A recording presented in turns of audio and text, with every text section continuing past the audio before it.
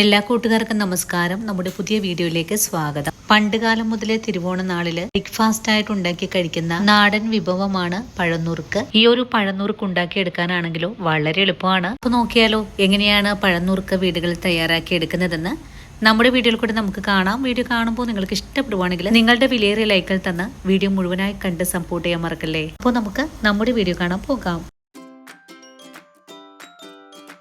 ഇനി നമുക്ക് പഴന്നുറുക്ക് തയ്യാറാക്കാൻ തുടങ്ങാം. ഇതിനായിട്ട് ഞാനിവിടെ 3 ഏത്തപ്പഴമാണ് കേട്ടോ എടുത്തിട്ടുള്ളത്.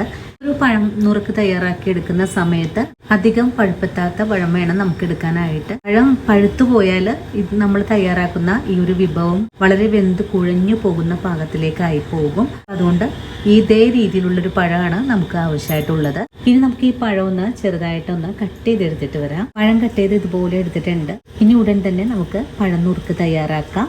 ഇതിനായിട്ട് ചുവട് കട്ടിയുള്ള ഉരുളിയാണ് അടുപ്പിലേക്ക് വെച്ചിട്ടുള്ളത്. ഉരുളി ചൂടായി വരുമ്പോഴേക്കും നമുക്കിതിലേക്ക് 2-3 ടീസ്പൂൺ അളവിൽ നെയ്യ് ഒഴിച്ചു കൊടുക്കാം. നെയ്യിനെ ഒന്ന് ചൂടായി വരട്ടെ. നെയ്യ് ചൂടായി വരുമ്പോഴേക്കും നമുക്ക് നുറുക്കിയെടുത്തിട്ടുള്ള പഴം നെയ്യിലേക്ക് ചേർത്ത് കൊടുക്കാം. ഇനി പഴം നല്ലതുപോലെ ഒന്ന് നിരത്തിയിട്ട് കൊടുത്ത് ഇതൊന്ന് മുരിയിച്ചെടുക്കണം. പഴം നിരത്തിയിട്ട് കഴിഞ്ഞാൽ പിന്നെ നമുക്കിതുപോലെ ഒന്ന് മറിച്ച് കൊടുക്കാം. പഴം മുരിഞ്ഞു വരുമ്പോഴേക്കും നമുക്കിതിലേക്ക് ശർക്കര പാവ് ഒഴിച്ചു കൊടുക്കണം.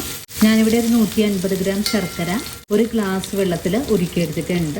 ആ ഒരു ശർക്കര പാനിയാണ് നമുക്കിതിലേക്ക് ചേർത്ത് കൊടുക്കേണ്ടത്. ഇപ്പോൾ പഴം ഒന്ന് ചെറുതായിട്ടൊക്കെ ഒന്ന് മുരിവായി വന്നിട്ടുണ്ട്. ഈ ഒരു പാകമായാൽ പിന്നെ നമുക്കിതിലേക്ക് ശർക്കര പാനി ഒഴിച്ചു കൊടുക്കാം. ശർക്കര പാനിയിൽ കിടന്ന് പഴം നല്ലതുപോലെ ഒന്ന് വെന്ത് കിട്ടണം. നമ്മൾ ഒഴിച്ചു കൊടുത്തിട്ടുള്ള ശർക്കര പാനി മുഴുവനും പഴത്തിലേക്കൊന്ന് പിടിച്ചും കിട്ടണം. അതുവരെയും നമുക്കൊന്ന് തിളപ്പിച്ച് വറ്റിച്ചെടുക്കാം. ഇപ്പോൾ ശർക്കര പാനിയിൽ കിടന്ന് പഴം ഒന്ന് നന്നായിട്ട് തിളച്ച് തുടങ്ങിയിട്ടുണ്ട്. ഈ ഒരു സമയത്ത് നമുക്കിതിലേക്ക് ഒരു നുള്ളു ഉപ്പ് ചേർത്ത് കൊടുക്കാം. ഇനിയിപ്പോൾ നിങ്ങൾ എടുക്കുന്ന ശർക്കര ഉപ്പുള്ളതാണെങ്കിൽ ഉപ്പ് ചേർത്ത് കൊടുക്കേണ്ട ആവശ്യമൊന്നും തന്നെ ഇല്ല. ഈ ശർക്കര പാനിയിൽ കിടന്ന് പഴം നല്ലതുപോലെ ഒന്ന് വെന്ത് നമ്മൾ ഒഴിച്ചു കൊടുത്തിട്ടുള്ള ശർക്കര പാനി ഒന്ന് വറ്റി വരട്ടെ. അതുവരെയും നമുക്കൊന്ന് തിളപ്പിച്ച് വറ്റിച്ചെടുക്കാം. ശർക്കര പാനി പഴത്തിലേക്ക് ചേർത്തിട്ട് പഴമൊക്കെ ഇപ്പോൾ നല്ലതുപോലെ ഒന്ന് കുറുകിയ പരുവത്തിലേക്ക് ആയി വന്നിട്ടുണ്ട്. ഇതുപോലൊരു പരുവമായാൽ പിന്നെ നമുക്കിതിലേക്ക് നാളികേരപ്പാലാണ് ചേർത്ത് കൊടുക്കേണ്ടത്. ഇതുപോലൊരു പരുവത്തിലാണ് നമുക്കിതിലേക്ക് നാളികേരപ്പാല് ഒഴിച്ചു കൊടുക്കേണ്ടത്. ഇത് ഞാനിവിടെ 1 ഗ്ലാസ് അളവാണ് നാളികേരപ്പാല് ഒഴിച്ചു കൊടുക്കുന്നത്. ഈ പാലിൽ കിടന്ന് പഴം ഒന്നുകൂടെ വറ്റി വരണ്ട് കിട്ടണം. അതിനായിട്ട് നമുക്ക് വീണ്ടും ഒന്നുകൂടെ തിളപ്പിച്ച് വറ്റിച്ചെടുക്കാം. അപ്പോൾ ഈ ഒരു പാല് മുഴുവനും ഒന്ന് വറ്റി വരുന്ന താമസം മാത്രമേ ഉള്ളൂ. പാൽ ഒഴിച്ചു കൊടുത്തിട്ട് പഴം വീണ്ടും ഒന്നുകൂടെ തിളച്ചു തുടങ്ങിയിട്ടുണ്ട്. ഇനിയിപ്പോൾ ചെറിയ തീയിലേക്ക് മാറ്റി ഒന്ന് തിളപ്പിച്ച് വറ്റിച്ചെടുക്കാം. ഫുൾ ഫ്ലെയിമിൽ വെച്ച് കൊടുക്കുവാണെങ്കിൽ വളരെ എളുപ്പത്തിൽ ഈ ഒരു പാലെല്ലാം വറ്റി വരും. അത് ഒഴിവാക്കുന്നതിന് വേണ്ടിയിട്ടാണ് ചെറിയ തീയിൽ വെച്ച് കൊടുക്കുന്നത്. അങ്ങനെ നാളികേരപ്പാലൊക്കെ ചേർത്തിട്ട് നമ്മുടെ പഴന്നുറുക്ക് ഇതുപോലൊരു കുറുകിയ പാകത്തിലേക്ക് ആയി വന്നിട്ടുണ്ട്.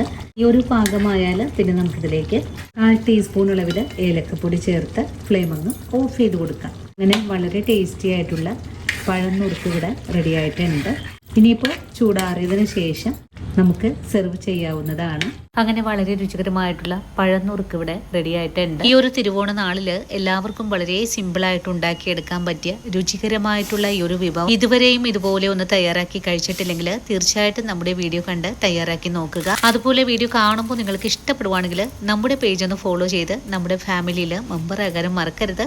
ഇനിയും ഇതുപോലുള്ള നല്ല നല്ല സിമ്പിൾ വീഡിയോ ഒക്കെ ആയിട്ട് നമുക്ക് നാളെയും കണ്ടുമുട്ടാം. അതുവരെ ഒത്തിരി സ്നേഹത്തോടെ വീണ്ടും കാണാം.